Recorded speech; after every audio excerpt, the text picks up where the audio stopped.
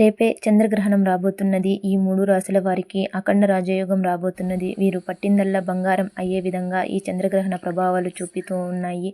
అవి ఏంటి అనేదైతే ఈ వీడియోలో చూసేద్దాం. ముందుగా ఎవరైతే ఫస్ట్ టైం నా వీడియోస్ చూస్తూ ఉన్నారో వారైతే సబ్స్క్రైబ్ చేసుకోండి. నేను చేసే మంచి వీడియోస్ అయితే మీ మొబైల్ ఫోన్కి నోటిఫికేషన్ ద్వారా వస్తాయి. లేట్ చేయకుండా మనం ఈ వీడియోలోకైతే వెళ్ళిపోదాం. ఇక్కడ చంద్రగ్రహణం ఏ విధంగా రాబోతుంది, దాని యొక్క ఫలితాలు ఏమిటి, ఏ రాశుల వారికి ఏ విధంగా ఉన్నాయి అనేదైతే ఈ వీడియోలో తెలుసుకుందాం. మొదటగా మనమైతే ఈ చంద్రగ్రహణం అనేది పాల్గొన మాసంలో వచ్చిందండి. మార్చి 14వ తారీఖున ఉదయం 9 గంటల నుంచి మధ్యాహ్నం 1 గంట వరకు ఉంటుందండి. ఈ గ్రహణం అనేది కేతుగ్రస్త పాక్షిక చంద్రగ్రహణం. దీన్నే మనం బ్లడ్ మూన్ అని కూడా అంటామండి. కేతుగ్రస్తంగా పాల్గొన మాసంలో వచ్చినటువంటి ఈ చంద్రగ్రహణం చాలా విశిష్టతను కలిగి ఉంది.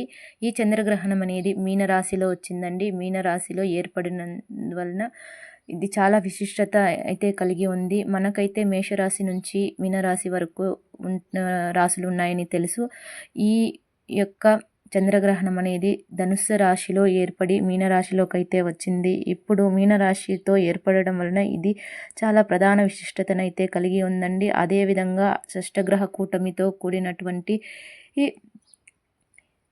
గ్రహణం అని కూడా చెప్పుకోవచ్చును. ఈ రాశి ఇందులో షష్టగ్రహ కూటమిలో రాశీనాథుడుగా గురుడైతే ఉన్నాడండి. ఈ గురుడు వృషభ రాశిలో నుండి దీనికి సంబంధించినటువంటి మృగశిర నక్షత్రంలో ఉండటం చాలా విశేషం. అదేవిధంగా మృగశిర నక్షత్రంలో ఉన్నటువంటి కుజుడు గురుడు ఇద్దరు కలిసి స్తంభించి మిథున రాశిలో ఉండటం చాలా విశేషమైనటువంటిది. అదేవిధంగా ఈ రాశులలో ప్రవేశించడం వలన చంద్రగ్రహణం ఏర్పడటం వలన మనకి కొన్ని ఇబ్బందులు ఉండవచ్చు. కొన్ని మంచి కూడా జరుగుతుందండి. ఈ కుజుడు గురుడు కలిసి ఏర్పడడం వలన మనకు వాయుతత్వ రాశిలో ఉండటం జరిగింది. ఇది గురుతత్వానికి, వాయుతత్వానికి, జలతత్వానికి మూడిటికి సంబంధంతో కలిసి ఈ గ్రహణం అయితే ఏర్పడిందండి.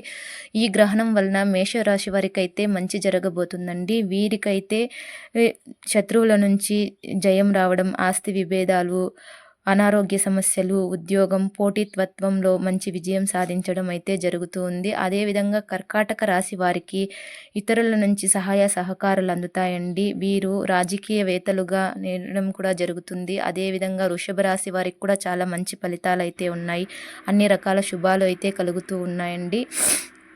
మిగిలిన అన్ని రాశుల వారికి కొన్ని రకాల సమస్యలు ప్రభావం అయితే ఉంటుంది. ఈ చంద్రగ్రహణం ప్రభావంగా వీరికైతే చాలా వరకు సమస్యలు ఎదుర్కొనవలసి ఉంటుందండి. ఈ గ్రహణ ప్రభావం అనేది వీరికి నిరాశ చెందే విధంగా అయితే ఉంటుంది.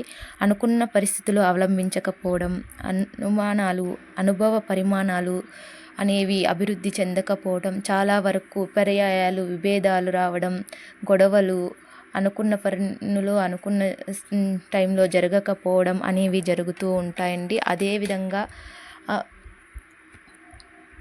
చాలా వరకు అశుభాలు రావడం, వీరు అనుకున్నటువంటి మంచివి జరగకపోవడం అయితే జరుగుతూ ఉంటుంది. ఈ గ్రహణం అనేది చాలా వరకు మనం చూసుకున్నట్లయితే 2019లో వచ్చినటువంటి కరోనా వైరస్ టైంలో అప్పుడు 2 గ్రహణాలు రావడం, షష్టగ్రహ కూటమి రావడం కారణంగా కరోనా వైరస్ వచ్చి చాలా విధ్వంసం అయితే జరిగింది. ఇప్పుడు కూడా అదే సూచనలు ఉన్నాయని అయితే తెలుస్తూ ఉన్నదండి. సో ఈ గ్రహణం కారణంగా మనకు కొన్ని విపత్తులు అయితే మనం ఎదుర్కొనవలసి అయితే ఉంటుంది.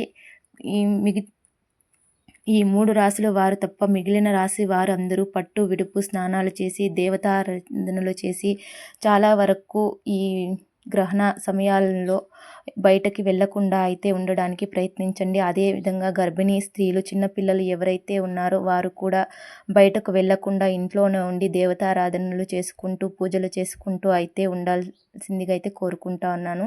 అదేవిధంగా మనం ఈ రోజున లక్ష్మీదేవి యొక్క జన్మదినం కావున ఈ రోజున మనం లక్ష్మీదేవికి ప్రత్యేక పూజలు జరిపించడం, లక్ష్మీదేవి ఆరాధన చేసుకోవడం అయితే చాలా మంచిదండి. సో నా వీడియో మీకు నచ్చినట్లయితే తప్పకుండా అయితే సబ్స్క్రైబ్ చేయండి, లైక్ చేయండి, అదేవిధంగా కామెంట్ చేయండి. ప్రతి ఒక్కరికి అయితే లక్ష్మీదేవి యొక్క ఆశీస్సులు ఉండాలని అయితే నేను కోరుకుంటూ ఉన్నాను.